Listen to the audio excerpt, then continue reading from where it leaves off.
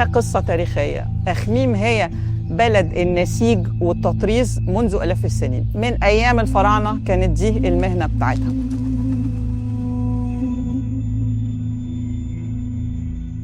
أنا اسمي لولا لحام، بشتغل مديرة مشروع أخميم، وهو أحد مشاريع جمعية الصعيد للتربية والتنمية.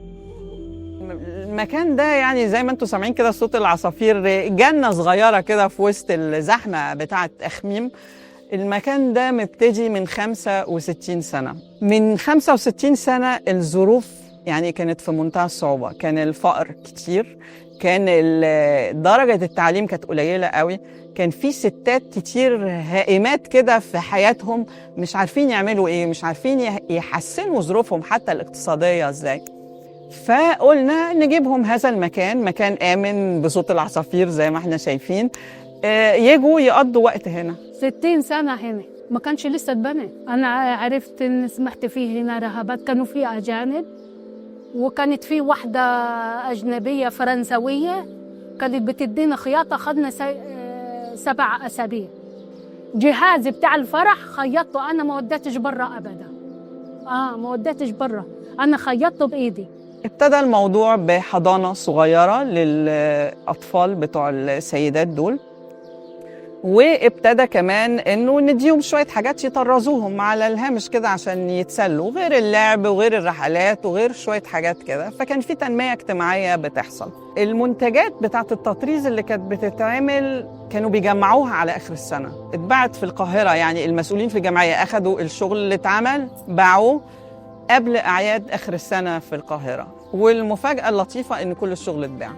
من أول سنة ابتدينا نشوف إن لا، ده في ناس في القاهرة بيطلبوا شغل الستات دي، عايزين التطريز بتاع أخميم. يعني إحنا لما بنقول دلوقتي فن سيدات أخميم، هو هذا الفن التلقائي اللي بيعملوه من الذاكرة بتاعتهم لمناظر هم شافوها في الحياة اليومية وسجلوها بعيونهم، كأن العيون دي كاميرات زي اللي إحنا بنصور بيها دلوقتي، بتحتفظ بالتفاصيل، وبعدين بيرسموا في الكراريس بتاعتهم أو على قطعة القماش على حسب المتاح. فوجئنا إن في حاجات من الحياة الحديثة، يعني الأسواق بتتعمل إزاي، العناصر بتاعتها إيه. حتى مثلا سوق في رمضان في بتاع كنافة، وفي اللي بيبيع شباشب، وفي اللي بيعمل قطايف، واللي بتخبز قبل العيد، كل الحياة الريفية. طبعاً الموضوع تطور لهذا، بقت اللوحات ليها سينوغرافيا بتحكي موضوع من أوله لآخره. بعد ما كانت التجارب الأولى في نهاية الستينات وأوائل السبعينات عبارة عن مثلا لوحة فيها بقرة واحدة، لوحة فيها نخلة واحدة أو نخلتين، أو واحدة ست كبيرة وماسكة طفل صغير في إيدها. الموضوع اختلف تماما يعني. فاحنا عندنا تطريز تراثي وعندنا التطريز الحر. ثالث حاجة بقى برضو رجعت إيه مستجدة بناء على طلب الجماهيرات اللي موجودين هنا. يعني صوري طلبوا قطع قماش وألوان قماش مش موجودة في البلد، عايزين اللون الفلاني. طب يا بنتي روحي عند الخطيب ولا روحي عند الشبوكسي جيبي، مفيش.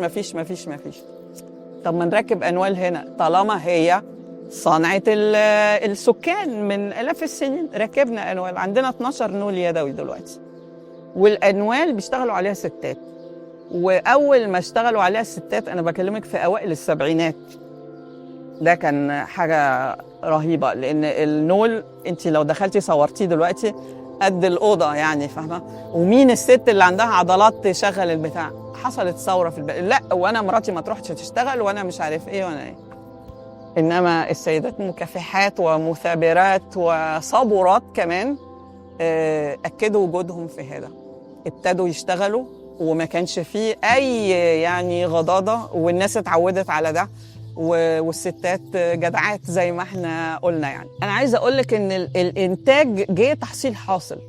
الهدف الأساسي مساعدة السيدات الفقيرات، ولما لقينا إن المساعدة دي بتجيب شغل وبتجيب إيرادات وبتحسن الشغل، البنات اتبسطوا، لأن من خلال الإيرادات اللي كانوا هم محرومين منها، السيدة تقدر تعلم ولادها، تقدر تديهم يعني علاج لو احتاجوا. ففي يعني عملية وعي صاحبة الإنتاج ده وصاحبه، يعني من ناحيه بنحيي التراث، من ناحيه بنطلع الابداع الحر، من ناحيه حياه السيدات دول اتغيرت لدرجه ان في بنات رفضوا عرسان مثلا. انا عايزه اقول لك رفضوا عرسان لانهم انا مش عايزه، مش عاجبني يعني خلاص ما فيش بقى لا غصب عنك هتتجوزي. نو واي نو واي.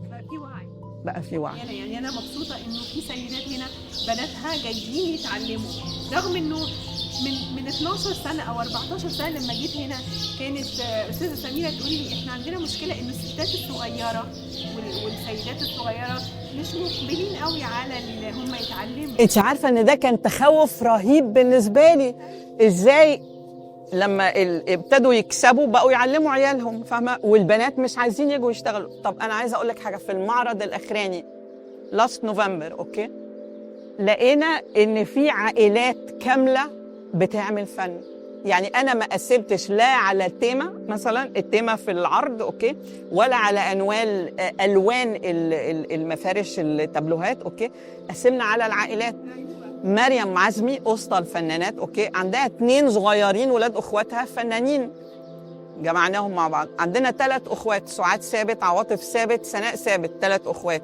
عندنا فنانه اسمها فريال احمد، عندها بنت نجلاء طه، بنت نجوى طه، كلهم فنانات. ما اقدرش اقول لك راحه القلب اللي انا حسيتها ان لا الخط ممتد ويا رب يكمل يمتد، بس ايد واحده ما بتسقفش. اوكي احنا بنعمل اللقاء ده دلوقتي عشان الايدين، ايدنا احنا وايدكم انتوا كمتلقين اوكي او الجمهور، انتوا اللي لازم تشجعونا. احنا موجودين، لازم تسالوا عننا وتشجعونا وتيجوا تزورونا وهتتعلموا حاجات ظريفه جدا يعني. ايوه صح، ده يعني ده الهدف اصلا من ان احنا بنعمل اللقاءات مع الناس اللي بيأسسوا واللي بيحاولوا وبيكافحوا انه يوصلوا الناس اللي بتشتغل على الحرف اليدويه لحته تانية خالص، ويخلوا ناس اكتر مقبله على الكلام دوت، مش مجرد دايره صغيره، لا ده هي الدايره عماله تكبر، بس محتاجه الناس اللي بتشوف الكلام ده هم اللي هيكبروه. يعني كل ما الناس تشوف وتعجب بيه وتبدا تقتني الحاجات دي، كل ما عدد الناس اللي بتشتغل في الحاجات دي هيفضل يكبر، لانه كلهم عايزين يعملوا حاجه بيحبوها، بس هي التشجيع المادي والمعنوي هو ده اللي بيخليها تمشي، اللي بيخليها تكمل. فاحنا كلنا مقتنعين جدا وعايزين نبقى ثابتين على هذا الموضوع. ان شاء الله هيبقى جزء جميل. من التنميه اللي احنا عايزين نعملها اننا نخلي المركز ده نقطه اشعاع في البلد ونقطه اشعاع في المحافظه اللي احنا جزء منها. فكرنا انه بهدف برضو اننا نزيد الوعي اوكي، نزود الوعي مش بس على الناس اللي عمرنا، عشان الاجيال الجديده كمان. بنفكر حاليا وابتدينا فعلا نعمل ننشئ متحف للنسيج والتطريز، ودي حاجة جديدة في الأقاليم المصرية، بس كانت موجودة في القاهرة في شارع المعز، كان في متحف كبير للنسيج، بس للأسف كان في مبنى مملوكي قديم قايل للسقوط، فتم تفريغه، تم غلقه، وتوزعت المنتجات الأثرية على المتاحف الكبرى في القاهرة. احنا عايزين نعمل ده. المتحف هيبقى 4 قاعات عشان بس تتصوري معايا احنا بنتكلم في ايه. القاعة الأولانية اللي هي الدوكيومنتريز كلها باللافتات. القاعة الثانية عندنا فيها الأدوات المستخدمة، المكوك والبوبينة والمشط والمش عارف ايه في فاترين هيبقوا موجودين. القاعة الثالثة ركبنا فيها أقدم نول موجود في المكان هنا. والقاعة الرابعة عشان سقفها عالي هنعمل فيها نماذج من المنتجات منذ البداية 65 سنة فاتوا لغاية النهاردة. هيبقى في نقطة بيع للمنتجات، وأملنا إننا نعمل نهضة للبلد. مش هقولك البلد، نهضة على الأقل للشارع اللي احنا موجودين فيه. احنا كمصريين لما بنتكلم على التاريخ 7000 سنة احنا قادرين اننا نخليه حي اوكي. وهقول لك برضو كلام مش كلام انشاء، احنا لما بنتكلم على قوة مصر الناعمة هو ده ومش كلام انشاء، احنا بنعمله عشان احنا مؤمنين بيه، والبنات مؤمنين بيه، والمتلقين مؤمنين بيه كمان. فيلا بينا.